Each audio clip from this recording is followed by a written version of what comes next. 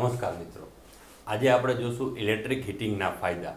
બરાબર કે જે હીટિંગ અને વેલ્ડિંગની વાત કરવામાં આવે છે તેમાં ઇલેક્ટ્રિક હીટિંગ જે છે એના કયા કયા બેનિફિટ છે. તો જનરલી આપણે હીટિંગની અલગ અલગ ઘણી બધી મેથડો આપણે રોજબરોજ જોતા હોઈએ છીએ કે ઘણી જગ્યાએ ગેસથી હીટિંગ અપાતું હોય છે, ઘણી જગ્યાએ લાકડા સળગાવીને હીટિંગ અપાતું હોય છે. તો હીટિંગની ઘણી બધી મેથડો છે અલગ અલગ, પણ ઇલેક્ટ્રિક હીટિંગ છે એ શા માટે ફાયદાકારક છે, એના એડવાન્ટેજ ક્યાં ક્યાં? તો કે પહેલું એડવાન્ટેજ આપણે ચર્ચા કરીએ કે એમાં ક્લીનીનેસ, બરાબર કે જે સ્વચ્છતા છે, ચોખ્ખાઈ છે એ એમાં જળવાઈ રહે છે, કોઈ પણ પ્રકારનો ધુમાડો થતો નથી. બીજી આપણે વાત કરીએ તો કોસ્ટ ઇફેક્ટિવ છે, કારણ કે ઇલેક્ટ્રિક લોસ જે થાય છે, બરાબર, એ લોસને લીધે જે આપણને હીટ મળે છે એ એક્યુરેટ મળે છે. કારણ કે જે ગેસ અને લાકડામાં આપણે જોઈએ તો એની સામે જે ટ્રાન્સપોર્ટેશન છે આ એનો બધો ખર્ચો આપણે ગણીએ તો એની કમ્પેરમાં ઇલેક્ટ્રિક હીટિંગ છે એ ખૂબ જ કોસ્ટ ઇફેક્ટિવ છે. ત્યાર પછી એક યુનિફોર્મ હીટિંગની આપણે ચર્ચા કરીએ. યુનિફોર્મ હીટિંગ એટલે શું? તો કે એક સરખું હીટિંગ મળી રહે. બરાબર, ધારો કે કોઈ એક ઓબ્જેક્ટ છે, આપણે એક્ઝામ્પલ તરીકે તમે કદાચ આવી રીતના જોયું હશે કે મોલની અંદર આવું એક મશીન હોય છે કે જ્યાં પ્લાસ્ટિકની કોથળી રાખી અને એને અહીંથી આમ કમ્પ્રેસ કરી અને એને હીટ આપવામાં આવે છે અને એ પ્લાસ્ટિકની થેલી છે એ એકદમ સિલ્ડેડ થઈ જાય છે. તો આ કઈ રીતે થઈ શકે? તો કે અહીંયા તમને એક યુનિફોર્મ હીટિંગ સમજવા મળે કે જે પ્લાસ્ટિકમાં એક સરખું હીટિંગ. હવે એ જ વસ્તુ આપણે બીજા કોઈ હીટિંગની મદદથી ગરમ કરીને આપણે ટ્રાય કરશું તો આપણને ખ્યાલ છે કે પ્લાસ્ટિક ઓગળી જશે, ચોટશે ખરું પણ એક સરખું નહીં ચોટે, અમુક જગ્યાએ બળી જશે. પણ જ્યારે અહીંયા ઇલેક્ટ્રિક હીટિંગથી એને હીટ કરવામાં આવે છે તો એ એક સરખું હીટ એને મળે છે અને મટીરિયલ પ્રમાણે એની હીટ ડિસાઇડ કરેલી હોય છે.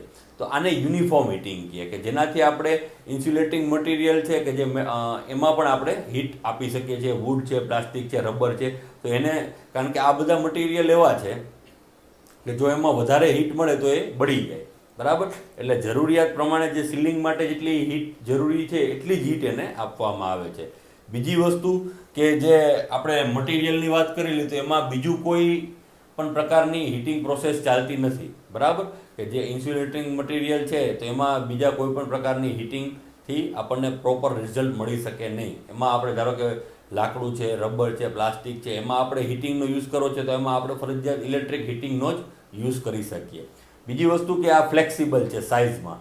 બરાબર, કે એની સાઇઝ છે એ ફ્લેક્સિબલ છે અને જે ઇનિશિયલ રિક્વાયરમેન્ટ છે, જેનું ફ્યુઅલ છે એ ઇલેક્ટ્રિસિટી છે અને જે લગભગ બધી જ જગ્યાએ અવેલેબલ છે. અને જ્યાં અવેલેબલ નથી હોતું ત્યાં સોલાર પ્લેટનો યુઝ કરીને પણ આપણે નાનું મોટું કામ જે હીટિંગનું છે એ કરી શકીએ છીએ.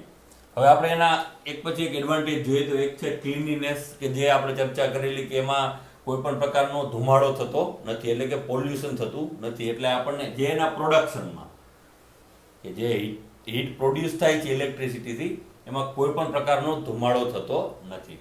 ત્યાર પછી બીજી વાત આવે કે એબ્સન્સ ઓફ ફ્લ્યુ ગેસ. બરાબર, કે જે ઇનપુટમાં કોઈ પણ પ્રકારનો ગેસ અથવા તો આઉટપુટમાં બેમાંથી એક પણ જગ્યાએ આપણને કોઈ પણ પ્રકારનો ફ્લ્યુ ગેસ મળતો નથી. એટલે એટમોસ્ફિયરને કોઈ પણ પ્રકારનું ડિસ્ટર્બન્સ થતું નથી. ખાલી ઇલેક્ટ્રિસિટી જે જનરેટ થાય છે, કારણ કે એનો મેઇન પ્રિન્સિપલ જ એ છે. હીટિંગનો પ્રિન્સિપલ શું છે? તો કે કરંટ જે છે એ રજિસ્ટરમાંથી પસાર થાય છે. હવે અહીંયા આપણે એનો જે ઇલેક્ટ્રિસિટીનો યુઝ શું કરીએ છીએ તો કે પાવર લોસમાં. જનરલી શું થાય છે કે રજિસ્ટર આરમાં પાવર લોસ થાય છે. બરાબર, તો આપણે અહીંયા જે લોસ થાય છે એને એડવાન્ટેજ તરીકે ગણીએ છીએ કે જે લોસ છે, જે હીટ પ્રોડ્યુસ થાય છે એ હીટનો આપણે જે તે જગ્યાએ યુઝ કરીએ છીએ અને એને જ કીધું છે ઇલેક્ટ્રિક હીટિંગ. બરાબર, કે જે પાવર લોસ ઉપર કામ કરે છે.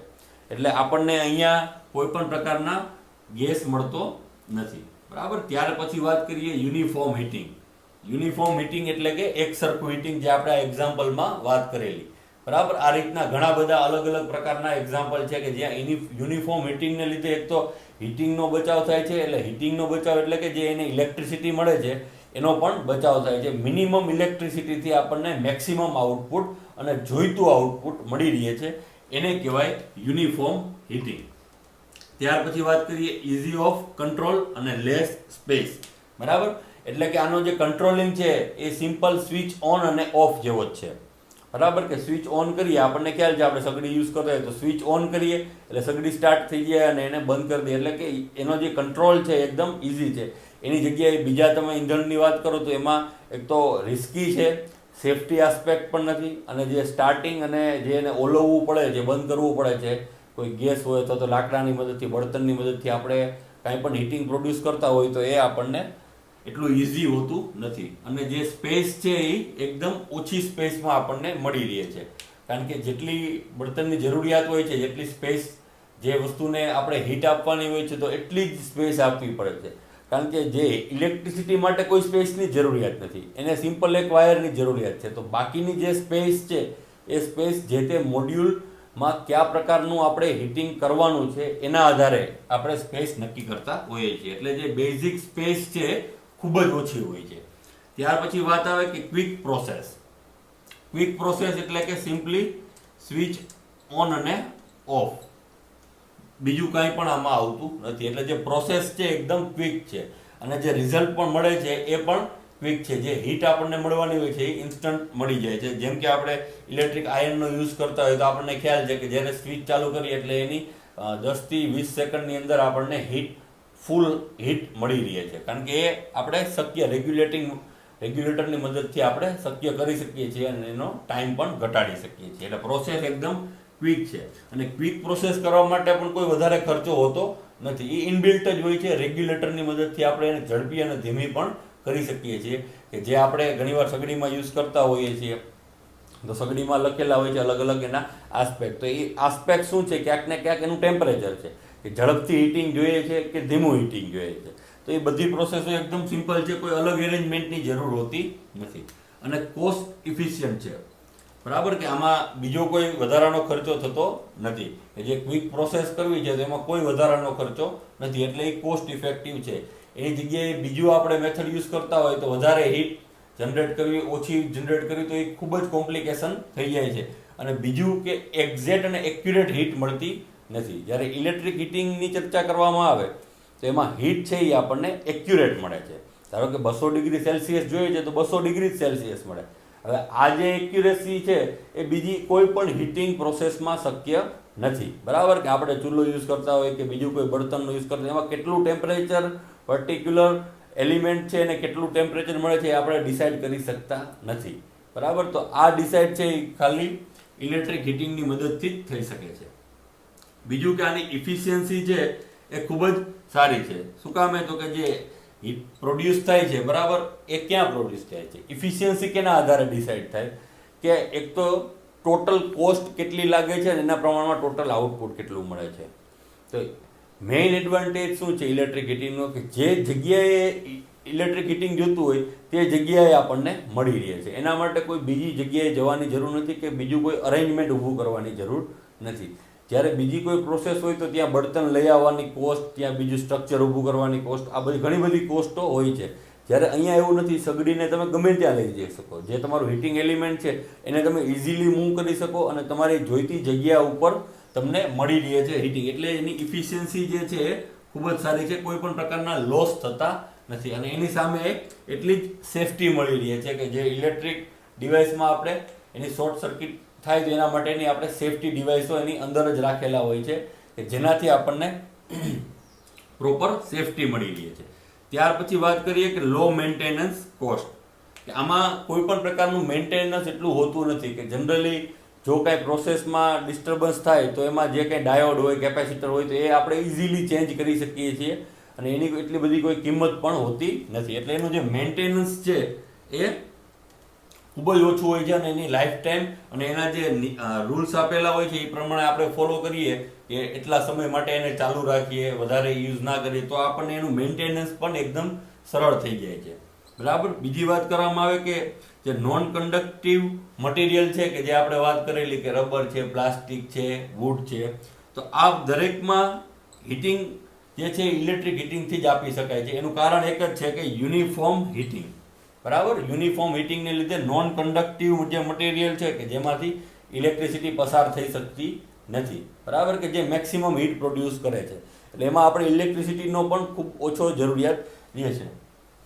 ત્યાર પછી આપણે વાત કરીએ કે હીટિંગ ઇન અધર મીડિયમ. એટલે બીજા કોઈ પણ એવા મીડિયમ હોય, જેમ કે સ્પેસમાં આપણે જરૂરિયાત હોય તો સ્પેસમાં કોઈ પણ મીડિયમમાં ઇલેક્ટ્રિસિટી છે તો ત્યાં સોલારની મદદથી આપણને ઇલેક્ટ્રિસિટી મળી રહે છે. તો કોઈ પણ મીડિયમની અંદર આપણે ઇલેક્ટ્રિસિટી પ્રોડ્યુસ કરી શકીએ છીએ અને કોઈ પણ ડાયમેન્શનમાં, બરાબર.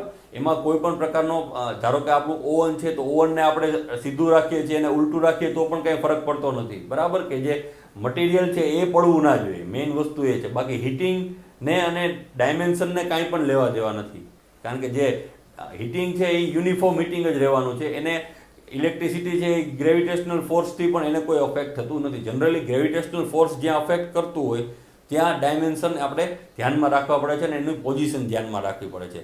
પણ અહીંયા ગ્રેવિટેશનલ ફોર્સ ક્યાંય પણ આપણને અફેક્ટ કરતું નથી, એટલે એની પોઝિશન જે છે એમાં કંઈ ફેર નથી પડતો અને મીડિયમ પણ કોઈ પણ મીડિયમમાં એ વર્ક કરી શકે છે, બરાબર. બીજી વાત કરીએ કે જે એની વર્કિંગ કન્ડિશન છે એ ખૂબ જ સારી છે અને ઇઝી છે અને નોઇસલેસ છે. કોઈ પણ પ્રકારનો નોઇઝ થતો નથી.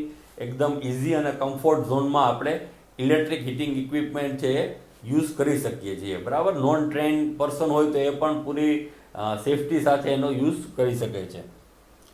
બીજું કે જે એની સ્યુટેબિલિટી છે એ ખૂબ જ સારી છે. સ્યુટેબિલિટી એટલે શું? તો કે નાના સ્કેલમાં અને મોટા સ્કેલમાં, બરાબર, અને આપણને મળી રહે છે. કે જ્યારે ધારો કે આપણે કોઈ નાનું ઇલેક્ટ્રિક ઇક્વિપમેન્ટ જોતું હોય તો પણ આપણને મળી રહે અને મોટું ઇલેક્ટ્રિક હીટિંગ ઇક્વિપમેન્ટ જોતું હોય તો પણ આપણને સેમ પ્રોડક્ટ માટે મળી રહે. બીજી વસ્તુ કે જે અમુક જગ્યાએ કન્ટિન્યુઅસ હીટિંગ જોતું હોય તો પણ આપણને અવેલેબલ છે અને ધારો કે નોન કન્ટિન્યુઅસ હીટિંગ જોતું હોય એને એ પ્રોડક્ટમાં તો એ પર્ટિક્યુલર ડિવાઇસની અંદર પણ એ એરેન્જમેન્ટ કરી શકાય છે, બરાબર. એટલે એક જ ડિવાઇસ આપણને કન્ટિન્યુઅસ હીટિંગ પણ આપે અને નોન કન્ટિન્યુઅસ હીટિંગ પણ આપે, બરાબર. તો આ રીતે ઇલેક્ટ્રિક હીટિંગ છે એના ઘણા બધા ફાયદાઓ છે કે જેને આપણે લાર્જ સ્કેલમાં આજના સમયમાં આપણે જોઈએ છીએ કે આપણી ઘરમાં પણ કેટલા બધા એવા ઇક્વિપમેન્ટ હશે કે ધારો કે ઓવન છે, ઇલેક્ટ્રિક આયર્ન છે, ઇલેક્ટ્રિક સગડી છે. તો આવી રીતના ઘણા બધા હેર ડ્રાયર છે, ઘણા બધા એવા ઇક્વિપમેન્ટ છે કે જે આપણે મેક્સિમમ યુઝ કરી શકીએ છીએ અને એ બધા ઇક્વિપમેન્ટ એવા છે કે ઇલેક્ટ્રિક હીટિંગ સિવાય શક્ય જ નથી, બરાબર. કે જે એનું એક્યુરસી મળે છે, જે પાવર સેવિંગ કેપેસિટી છે, જે એનર્જી સેવ થાય છે, સેફટી આસ્પેક્ટ છે, જે ક્લીનીનેસ છે, તો આ દરેક વસ્તુ જે ઇલેક્ટ્રિક હીટિંગ આપણને આપે છે એ બીજા કોઈ હીટિંગમાં એટલા મોટા પ્રમાણમાં શક્ય નથી. અને આજના સમયમાં જ્યારે સોલારનો યુઝ થાય છે તો એમાં ઇલેક્ટ્રિક ઇક્વિપમેન્ટ જે છે જે હીટિંગ આપવા માટે બનાવેલા છે તો એ બધાનો ઉપયોગ ખૂબ જ મોટા પ્રમાણમાં વધી રહ્યો છે. ખૂબ ખૂબ આભાર.